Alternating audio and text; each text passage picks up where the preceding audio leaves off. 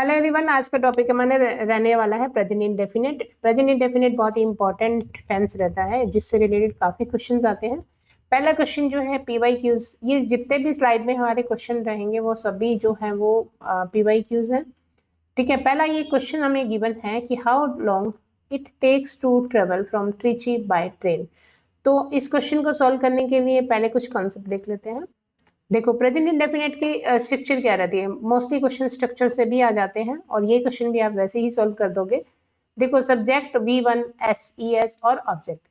ठीक है, हमने यहाँ पे क्या यूज किया है, ये मेन वर्ब है। टेंस किसका खेल है, वर्ब का। ठीक है, ये मेन वर्ब और हेल्पिंग वर्ब का, लेकिन यहाँ पे हमने कोई भी हेल्पिंग वर्ब यूज नहीं की है।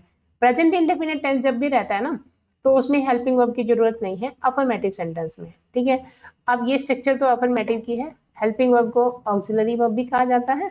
Auxiliary verb not use in affirmative sentences. Singular subject है, सिंगुलर वर्ब लगा दीजिएगा। ठीक है, सिंगुलर सब्जेक्ट का मतलब क्या है, ही शी इट। ये क्या है, ये जो है वो आपके प्रोनाउन है, थर्ड पर्सन प्रोनाउन। और थर्ड पर्सन प्रोनाउन के साथ आप क्या लगा देंगे, वर्ब की SES फॉर्म। ठीक है, ही प्लेज फुटबॉल, ही के साथ हमने प्लेज लगा दिया। नेक्स्ट देखोगे प्लूरल के साथ, प्लूरल सब्जेक्ट के साथ क्या लगाते हैं, plural verb. I we you और दे, ये हमारे प्लूरल प्रोनाउन है, इनके साथ हमने प्लूरल वर्ब लगाई विदाउट SES। ठीक है, जैसे कि दे प्ले फुटबॉल। नेक्स्ट देखो, सब्जेक्ट वर्ब एग्रीमेंट थोड़ा सा समझ लेते हैं। पर्सन जिनकी बात अभी हमने की, first person, second person, third person. First person में क्या रहता है, आई और वी, सिंगुलर प्लूरल। यहाँ पे सेकेंड पर्सन में यू और यू, ये दोनों ही सिंगुलर और प्लूरल दोनों का ही यू रहता है। थर्ड पर्सन में है ही शी इट, सिंगुलर, और दे जो है वो प्लूरल। नेक्स्ट देखो, हमने यहाँ पे लिखा है कि जो ये प्लूरल सब्जेक्ट्स हैं और प्लूरल नाउन है, उनके साथ हम ये वर्ब्स यूज करते हैं। ये सारी क्या है, प्लूरल है। डू, आर, हैव और V1, ये सभी प्रेजेंट में काम आने वाली है। और वर्ड जो है वो पास्ट की है। हमने बस सिर्फ ये बताने के लिए कि इनके साथ क्या रहता है, हमने यहाँ लिखा है। हैव आप कहोगे कि हैव के साथ तो वर्ब की थर्ड फॉर्म लगा के हम परफेक्ट बनाते हैं, बट ये हैव जब मेन वर्ब का काम करता है तो ये ऑनरशिप दिखाता है, आई हैव ए पेन, तो ये प्रेजेंट में ही आता है। ठीक है, डज, इज, वॉज, इन सब के साथ एस लगा हुआ है। आप इससे भी देख सकते हैं कि ये सिंगुलर वर्ब्स है। He she it third person singular है, और सिंगुलर नाउन के साथ ये वाली वर्ब्स आती हैं। ठीक है, तो ये आपको क्लियर है। आई के साथ क्या रहता है, आई के साथ एम आता है। एम तो आई के लिए ही बना है। आई के साथ इज कब आ जाता है, आई जब एज ए नाउन काम करता है तो इसके साथ इज आ जाता है। इसकी वीडियो मैंने पूरी प्रीवियस वीडियो में आप देख लीजिएगा, एक छोटा सा कॉन्सेप्ट है। ये वॉज जो है वही पास्ट का है। डू, हैव और V1, ये क्या है, ये प्लूरल फॉर्म है जो आई के साथ हम यूज करते हैं। इसीलिए मैंने आई को अलग रखा क्योंकि इनका थोड़ा डिफरेंट रहता है। अब हम देख लेते हैं कि इनकी अफर्मेटिव, नेगेटिव, इंटरोगेटिव और क्वेश्चन वर्ड की स्ट्रक्चर क्या रहती है। अफर्मेटिव ऑलरेडी देख चुके हैं, कोई हेल्पिंग वर्ब नहीं चाहिए। देखो, जब भी किसी भी सेंटेंस को हमें नेगेटिव बनाना है तो एक हेल्पिंग वर्ब चाहिए, चाहे वो इंटरोगेटिव बनाए चाहे नेगेटिव बनाए, हेल्पिंग वर्ब चाहिए। अब यहाँ पे हमारे पास हेल्पिंग वर्ब गिवन नहीं है, तो हमें हेल्पिंग वर्ब खुद से लगानी है। हमें क्या लगाना होता है, जब प्रेजेंट इंडेफिनिट की बात करें तो डू और डज, ये हमारी हेल्पिंग वर्ब होती है। डू कब यूज करेंगे, प्लूरल के साथ। डज कब यूज करेंगे, सिंगुलर के साथ। ऐसे याद रखना है। ठीक है, डू डज लगाते ही हम यहाँ पे बेस फॉर्म लगाएंगे। जैसे वहां पे SES फॉर्म यूज किया है वो यहाँ नहीं करेंगे, ये हमारी एरर में आ जाता है क्वेश्चन। ठीक है, you do not tell a lie, you do not tell. अगर मुझे यहाँ पे शी से बनाना होता तो मैं यहाँ पे क्या बना देती, she does not tell a lie. अब यहाँ पे टेल्स नहीं करना। ठीक है, और एरर यहाँ दे देते हैं टेल्स करके, तो वो गलत हो जाता। या यहाँ पे फॉर्म कोई और लगा देते हैं तब भी गलत हो जाता। इंटरोगेटिव सेंटेंसेस दो तरह के होते हैं। एक होता है यस नो टाइप, जिसमें क्या करते हैं हम हेल्पिंग वर्ब को बाहर ले आते हैं, ये हमारी हेल्पिंग वर्ब है। इसमें क्या होता है, आपको हाँ या ना में आंसर देने से काम चल जाता है। जैसे मैंने पूछा does Sonal do her work, क्या सोनल अपना काम करती है, तो आप कहोगे हाँ सोनल अपना काम करती है, हाँ या ना में आंसर कर दिया। अब आप देखोगे यहाँ पे मैंने डज लगाया, यहाँ पे मैंने डू लगाया है, तो आपको कंफ्यूज होने की जरूरत नहीं है। ये हेल्पिंग वर्ब है, ये मेन वर्ब है। जो डू की फॉर्म्स होती है वो ड्यूअल इन नेचर होती है, हेल्पिंग वर्ब का काम करती है, मेन वर्ब का भी करती है। ठीक है, ये हेल्पिंग वर्ब के रूप में कब काम करती है, मेन वर्ब की कैसे करती है, इनकी सबकी video do does did, have, be की फॉर्म्स, इन सब की मैंने ऑक्सिलरी वर्ब के नाम से प्लेलिस्ट डाल रखी है, आप वो जरूर देख लीजिएगा। ये छोटी छोटी चीजें जैसे मैंने कहा कि आपको परेशान करती रहेगी, वरना एक बार देखने से क्लियर हो जाएगा सारा बेसिक आपका। उसके बाद आते हैं, जैसे मैंने कहा ना, दो तरह के होते हैं, वैसे होता है एक टैग क्वेश्चन भी है, उसका भी हमने कंप्लीट चैप्टर किया हुआ है, आप देख लीजिएगा। एक तो होता है यस नो टाइप और दूसरा है, इसको हम WH वर्ड बोल सकते हैं, क्वेश्चन वर्ड यानी, ठीक है, क्वेश्चन वर्ड मतलब WH वर्ड। ये WH वर्ड या यहाँ पे आप लिख लीजिए, 2 बार आ गया, और भी हैं ऐसे। तो यहाँ पे आपका वो WH वर्ड आ जाएगा, जो भी सब्जेक्ट आपने लगाया है उससे पहले ये जो सेम स्ट्रक्चर रहती है उसके आगे बस ये WH वर्ड लगा दीजिए। जैसे यहाँ पे लिखा ना does Sonal do her work, यहाँ पे लिख दिया why does Sonal do her work. अब वाई अगर आपने लिखा है तो आपको हाँ ना से जवाब में काम नहीं चलेगा, आपको आंसर करना पड़ेगा क्यों। अगर मैंने कहा कि यहाँ पे व्हेन डज, सेम है, व्हेन डज कर दिया, कब करती है, क्यों करती है, तो इस तरह से आप क्वेश्चन बना सकते हैं। अब चलते हैं अपने उस क्वेश्चन पे जो आपने पहले देखा था, first, how long it takes to travel from Trichy by train. Structure समझते हैं, WH वर्ड है, ठीक है, यानी हम इसको WH वर्ड ना कि क्वेश्चन वर्ड कह सकते हैं, ये क्वेश्चन वर्ड है। क्वेश्चन वर्ड के बाद मैंने क्या बताया था, एक हेल्पिंग वर्ब आनी चाहिए। हेल्पिंग वर्ब के बाद जब आपका एक सब्जेक्ट आ जाएगा तो आपकी बेस फॉर्म आनी चाहिए, तो आप इन्हीं को देख के यहीं से बता दीजिए कि क्या दिक्कत आ रही है। देखिए ये है ना क्वेश्चन वर्ड, हेल्पिंग वर्ब, फिर सब्जेक्ट और बेस फॉर्म, है ना। अब यहाँ पे आपको देखना है कि क्या ये स्ट्रक्चर को कंप्लीट कर रहा है। ये भी PYQs ही है, आप इसको सर्च करके देख लीजिएगा, क्वेश्चन आया हुआ है एग्जाम में। तो हाउ लॉन्ग के बाद आपको एक हेल्पिंग वर्ब चाहिए थी। अब क्योंकि हम क्या कर रहे हैं, प्रेजेंट इंडेफिनिट टेंस कर रहे हैं, हमें पता है कि कौन सी वर्ब लगानी है, डू या डज में से, लेकिन क्या एग्जाम में आपको पता होगा कि प्रेजेंट इंडेफिनिट की लगानी है, तो वो हमें कौन हेल्प करेगा, ये आपकी मेन वर्ब। मेन वर्ब क्या है, यहाँ पे फर्स्ट फॉर्म है, फर्स्ट फॉर्म के साथ एस लगा हुआ है तो डज लगा दीजिए, ओनली फर्स्ट फॉर्म है तो डू लगा दीजिए। तो यहाँ पे पहले तो हेल्पिंग वर्ब की जगह डज यूज किया, फिर अब इसको टेक्स किया हुआ है तो हमें टेक करना पड़ेगा, ठीक है, बीच में हमारा सब्जेक्ट आ जाएगा, क्लियर। तो how long does it take, ये हो जाएगा। तो एरर पार्ट क्या है, ए। नेक्स्ट फिर एक क्वेश्चन है, every curious child want to rip open a toy. क्या आपने ये कॉन्सेप्ट अभी नहीं पढ़ा कि अगर सिंगुलर सब्जेक्ट हो तो वर्ब सिंगुलर रहती है, तो यहाँ पे क्या करना था, वांट्स। क्या चाइल्ड सिंगुलर नहीं होता, एवरी चाइल्ड की बात हो रही है ना, प्रत्येक की बात हो रही है, प्रत्येक चाइल्ड की, ठीक है। तो इसकी गलती कहाँ पे है, बी पार्ट में। नेक्स्ट देखो कि हमारे पास जो पहले से नाउन होते हैं वो क्या होते हैं, वो सिंगुलर होते हैं, हम ऐसे या ईएस लगाकर उन्हें प्लूरल बनाते हैं। लेकिन जो हमारी वर्ब होती है, एक ये ठीक कर लीजिएगा, यहाँ पे है प्लूरल और ये है सिंगुलर, ठीक है। तो देखो हमारी जो वर्ब रहती है वो पहले क्या रहती है, प्लूरल होती है, हम SEIS लगा के उसे क्या बना देते हैं, सिंगुलर बना देते हैं, ठीक है। तो अब हमें लगाना है टेबल, तो टेबल के अकॉर्डिंग हम ये वाला चूज करेंगे। अगर हमें टेबल्स तो रन, ठीक है, एक एस वाला चूज करना है, बट हर जगह पे ये ट्रिक काम नहीं करेगी।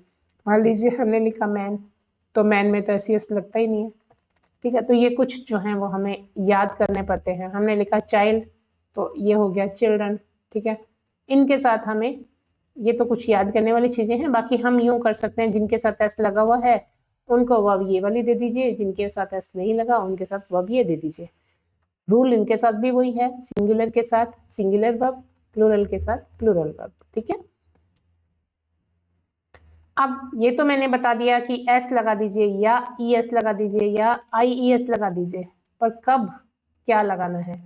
अगर वर्ब का एंड SSSCHSHGOX से हो तो ES ऐड कर दीजिए, जैसे कि यहाँ पे है, ठीक है। ये आप इन्हीं में से वर्ड हैं जो ऊपर लिखे हुए हैं, SHGX, ठीक है, SS, सब में क्या लगा दिया हमने, ES, ठीक है। आप वीडियो को पॉज करके एक बार चेक कर लीजिएगा और ये कुछ वर्ब साथ साथ याद भी कर लीजिएगा।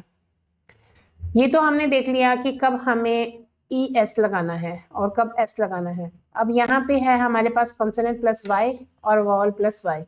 वॉवल जैसे A, E, I, O और U, इनको छोड़कर 5 होते हैं ना ये, 26 में से 5 ये निकल जाते हैं, तो उसके बाद जो 21 बच जाते हैं वो हमारे कॉन्सोनेंट रहते हैं।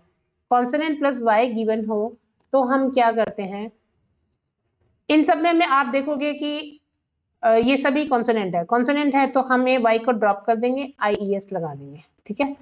और अगर हमारे पास वॉवल गिवन है तो वॉवल के साथ हम सिर्फ ही S लगा देंगे। तो ये तो एकदम सिंपल सी बात थी जो हमने इजीली समझ ली।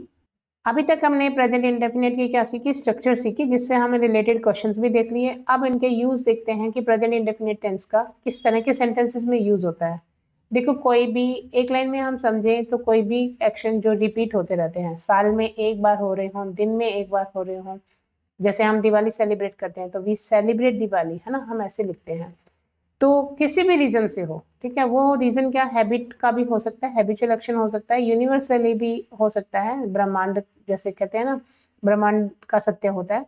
तो इस तरह के रिपीट एक्शन के लिए हम यूज करते हैं क्या, प्रेजेंट इंडेफिनिट।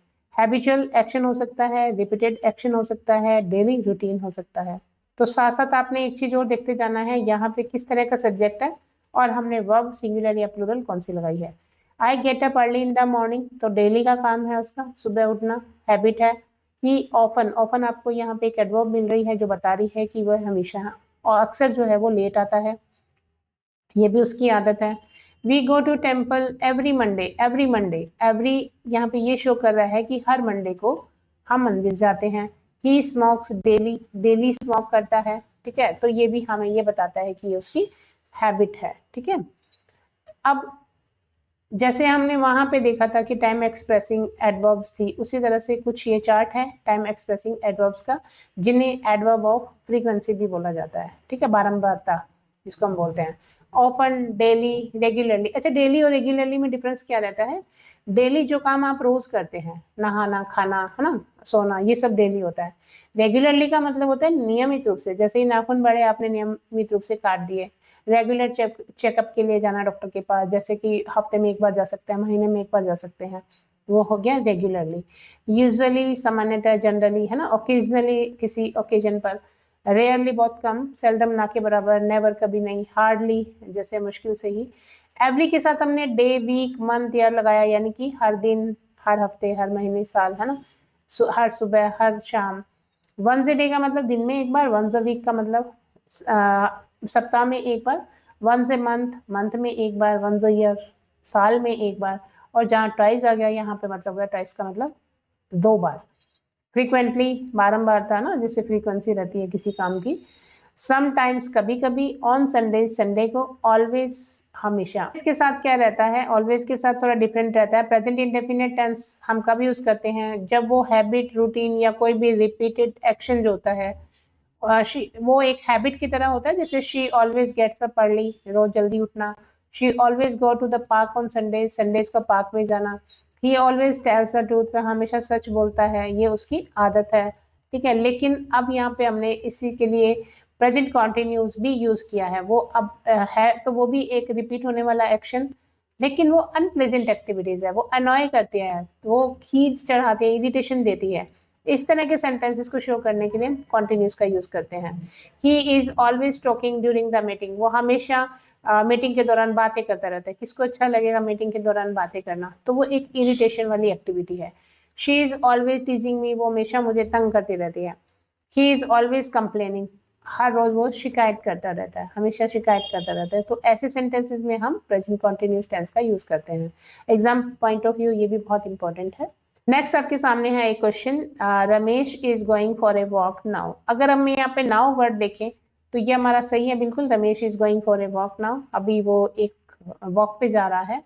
अदरवाइज, अन्यथा, he is usually sleeping at this time, हमेशा अन्यथा वो सामान्यतः इस समय वो सोता है, इस समय वो सोता है। एट दिस टाइम अगर यहाँ पे गिवन है तो हम यहाँ पे प्रेजेंट कंटिन्यूस का यूज कर सकते थे, अगर ये नहीं होता, है ना। He is sleeping at this time, वह सो रहा है।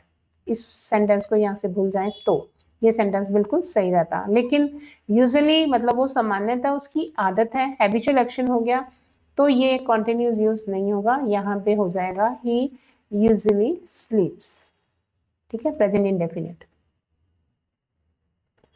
नेक्स्ट है universal truth, general truths, scientific facts जो कि ऑलवेज ट्रू रहते हैं। यूनिवर्सल ट्रूथ है, चाहे आप किसी भी जगह पे चले जाइए, किसी भी समय चले जाइए, सब ये तो ब्रह्मांड का सत्य है, बदल ही नहीं सकता। जनरल ट्रूथ भी होते हैं कुछ जो जगह के हिसाब से या टाइम के हिसाब से बदलते नहीं हैं, साइंटिफिक फैक्ट तो बदलते ही नहीं है, ठीक है। The earth moves around the sun, universal truth है, सूर्य के चारों ओर पृथ्वी चक्कर लगाती है। 2 and 2 make 4, water boils at 100 degree centigrade, पानी जो है वो 100 डिग्री सेंटीग्रेड पे उबलता है, कोई भी उबाले, कहीं भी उबाले, है ना। मैन इज मॉर्टल, यहाँ पे आप देखोगे मैंने इज लगाया है, तो इज का मतलब यहाँ ये मेन वर्ब का काम कर रही है, ये हेल्पिंग वर्ब की तरह प्रेजेंट इंडेफिनिट में नहीं आती है, ठीक है। इसका पूरा कॉन्सेप्ट आप बी की फॉर्म्स हैव की और डू की, ये अगर आप ऑक्सिलरी वर्ब का पूरा देख लेते हैं तो ये छोटी छोटी चीजें जो आपको बाद में दुखी करती है वो नहीं करेगी। मैन इज मॉर्टल का मतलब होता है मानव नश्वर है, मतलब उसे जाना है, ब्रह्मांड का सत्य है। The star shine at night, अगर स्टार होता तो शाइन हो जाता, स्टार्स है तो शाइन हो गया, तो ये भी एक यूनिवर्सल ट्रूथ है कि रात को वो चमकते हैं। एक क्वेश्चन देख लेते हैं। The teacher said that the sun rose in the east. Teacher, देखो यहाँ पे आप देखोगे कि 2 क्लोज गिवन है, ये जो है ना इनडायरेक्ट स्पीच है। अगर ये क्वेश्चन, क्योंकि अभी तो हमें पता है कि यहाँ मेन वर्ब में ही कहीं ना कहीं एरर रहने वाली है, लेकिन अगर ये सेंटेंस हमें गिवन होता कि डायरेक्ट से इनडायरेक्ट में जाओ, तो हम यही गलती करते कि हमें यहाँ पे दिख रहा है कि ये क्या है, ये पास्ट की फॉर्म है, पास्ट की फॉर्म होती है तो अंदर जो है फॉर्म चेंज हो जाती है, तो हमें पता होते हुए भी हम गलती कर देते हैं। डायरेक्ट से इनडायरेक्ट में जाते समय यहाँ पास्ट होने के बावजूद भी रिपोर्टेड स्पीच में अगर सेंटेंस यूनिवर्सल ट्रूथ या है कोई किसी तरह की प्रॉवर्ब या सेइंग रहती है तो हम टेंस चेंज नहीं करते हैं, तो यहाँ पे हो जाएगा। हमें ये तो पता है कि वर्ब की फर्स्ट फॉर्म आएगी, प्रेजेंट इंडेफिनिट है, लेकिन ये भी देखना है कि सन क्या है, सिंगुलर है तो द सन राइजेस हो जाएगा, ठीक है। नेक्स्ट देखो, कोई भी फिक्स शेड्यूल होता है, कोई भी फ्यूचर एक्शन जो कि सर्टेन होता है, होना ही होना है, ठीक है। फ्यूचर का प्लान है, टाइम टेबल है, या फिर कोई ऑफिशियल शेड्यूल है, वो जो फिक्स रहते हैं, सर्टेन होते हैं, वही 1% चांस होता है जिसमें कि वो ना हो, है ना। ऐसे में फ्यूचर की एडवर्बियल हालांकि दी हुई होती है, जैसे कि टुमारो दिया है, नेक्स्ट वीक दिया है, तब भी हम इसे सिंपल प्रेजेंट में लिखते हैं, जैसे कि the shop closes at 9 PM, shop जो है 9 बजे बंद हो जाती है, ये इसका शेड्यूल है। The train arise at 10 PM, train जो है वो 10 बजे आती है, ये इसका टाइम टेबल है। My exam begins next, next को देख के हमें विल लगाने का मन करेगा, बट नेक्स्ट मंडे होना इसका तय है, ये होंगे ही, ठीक है। Mister Sharma retires next year, अगले साल, नेक्स्ट देख के हमें लग रहा है कि फ्यूचर की बात हो रही है, बट होंगे ही, ये फिक्स है, तो यहाँ पे हमें प्रेजेंट इंडेफिनिट टेंस का यूज किया। साथ में ये देख लीजिएगा कहाँ हमने वर्ब जो है वो एसईएस की, ये तो सभी सिंगुलर है तो एसईएस वर्ब यूज हुई है।